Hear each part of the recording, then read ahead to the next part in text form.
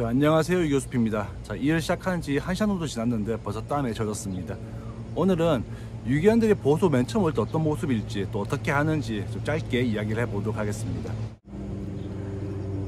유기견들이 보호소 올 때 편안하게 오는 경우는 없습니다. 어디선가 구조되고 관리되고 그다음 보호소 넘어올 건데, 그 모든 과정에 있어서 사람들의 어떤 관심 받겠지만은 편안함을 느끼는 과정은 거의 없습니다. 그러니까 아이들이 기본적으로 매우 불안한 상태에서 혹은 매우 불편한 상태에서 보호소에 옵니다. 당연히 예민해져 있겠죠. 그런 아이들이 보호소에 와서 이 아이가 어떻다 저렇다 뭔가 그 아이의 성향을 이야기하는 것은 매우 잘못된 이야기입니다. 처음 왔을 때 그 아이가 만약 싸납다 혹은 너무 예민하다, 당연한 겁니다. 혹은 순하거나 여전 사람한테 호의적이거나 그런 아이들이 더 이상한 거죠. 유기견들이 싸나온 거는 당연한 겁니다.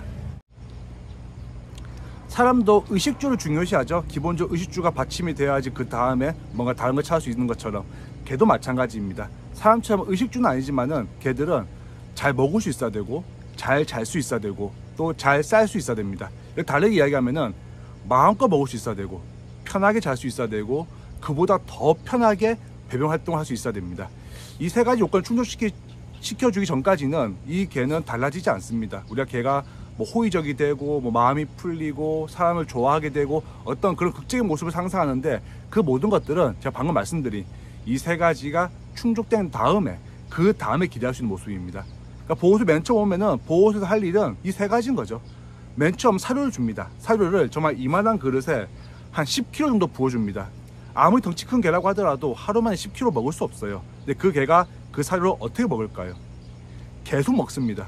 먹고 토하고 또 먹고 토하고 토한 걸 또 먹고 또 토하고, 그 10kg 사료를 거의 한 이틀 만에 다 먹어버립니다. 물론 배가 빵빵해지죠. 설사도 하고 토도 하고. 그 모습이 안타깝게 보일지 모르겠지만은 그게 가장 중요한 과정입니다. 유기견들은 기본적으로 가정에서 버려진 개도 마찬가지예요. 우리 가정에서 자율급식하는 애 별로 없잖아요.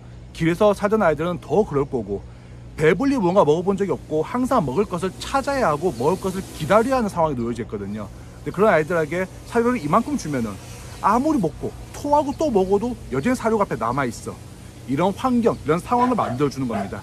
아직 더 이상 먹을 거에 대해서 걱정할 필요 없게끔 그런 과정을 거쳐야만 공통된 어떤 사료 그릇에 사료 많이 부어서 여러 마리가 함께 먹을 때에도 다툼이 일어나지 않고 멀리서 지켜보는 아이가 불안감을 느끼지 않는 겁니다. 순서가 돼서 먹으면 되니까. 그 다음은 생각보다 까다로운 편한 잠자리입니다. 편한 잠자리 위해서는 개별로 이렇게 만들어져 있는 견사나 혹은 큰 케이지 같은 것이 매우 유용합니다. 사실 그게 가장 유용하죠. 아이들이 편하게 잠잘 수 있는, 사방이 막혀 있는. 하지만 여기는 케이지를 사용하지 않고 견사를 사용하지 않습니다. 이유는 간단합니다. 제가 사람이기 때문에 그 케이지 안에서 편안하게 지내는 아이를 언제 꺼낼지, 견사에서 편안하게 지내고 있는 그 아이를 언제 밖으로 끄집어낼지 그 타이밍을 알 수 없기 때문입니다. 그냥 그 안에 가만히 있으면은 걔가 편안해 보이는데 굳이 꺼내야 되나?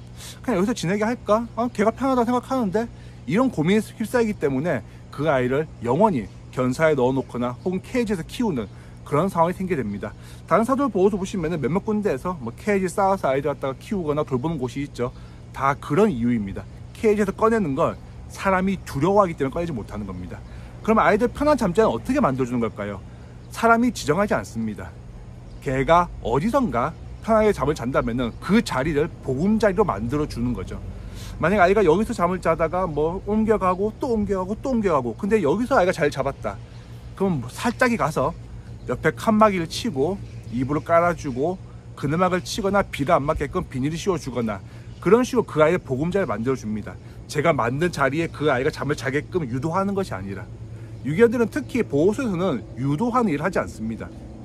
모든 건 그 개가 선택하고 개가 선택한 자리를 제가 다듬어 주는 것. 배변 활동까지 넘어가게 되면은 꽤 조금 경험이 필요합니다. 자, 기본적으로 아이들이 배변을 하면은 여기저기 아무 때나 합니다. 유기견 보호소 와도 마찬가지예요. 근데 우리는 그걸 배변 실수라고 이야기하지 않습니다. 배변 실수는 내가 어딘가 배변을 하겠다는 게 확고하게 자리 잡힌 다음에 의도적으로 야, 너 똥냄새 맡아봐라, 야, 너 한번 뭐 해봐라 식으로 똥을 저기에 딱 쌌다, 그럴 때가 배변 실수가 되는 거죠. 의도적인 실수. 개들은 배변을 실수하지 않습니다. 왜냐하면 본능적인 일이기 때문에. 보통 개가 여기 자리 잡았다 해볼게요. 여기가 개가 자리 잡은 보금자리예요. 그러면 개는 어디에 똥을 쌀까요? 여기? 아니죠. 여기를 제외한 나머지 모든 곳에 아이들이 똥오줌을 쌉니다. 개들은 간단해요. 먹거나 자거나 노는 곳 이외에는 다 배변 장소입니다. 그러니까 아이들이 여기만 배변 활동했다는 건 뭐겠어요? 현재 온 유기견의 활동 범위가 이 안에 국한되어 있다는 거죠. 영역이 이거밖에 안 되는 겁니다. 근데 그 아이가 시간이 지나고 혹은 제가 뭔가를 해서 아이 영역이 점점 넓어지면 어떻게 될까요? 더 많은 곳에 활동하고 더 많은 곳에서 먹고 더 많은 곳에서 마시고 아무 때나 편하게 쉬거나 자고 이렇게 되면 어떻게 될까요? 나아가서 단 유기견들과 짝을 이루어서 장난도 치고 논다면은 남아있는 장소, 먹거나 놀거나 자지 않은 남아있는 장소에 배변 활동을 하게 됩니다. 이런 이유로 여기 있는 아이들은 좀 이렇게 생활이 익숙해지고 여기 있는 아이들끼리 잘 지내게 되고 하면은 몇몇 장소에만 배변 활동을 합니다. 그러니까 일종의 어떤 배변 장소가 만들어지는 거죠. 의도하지 않았지만은.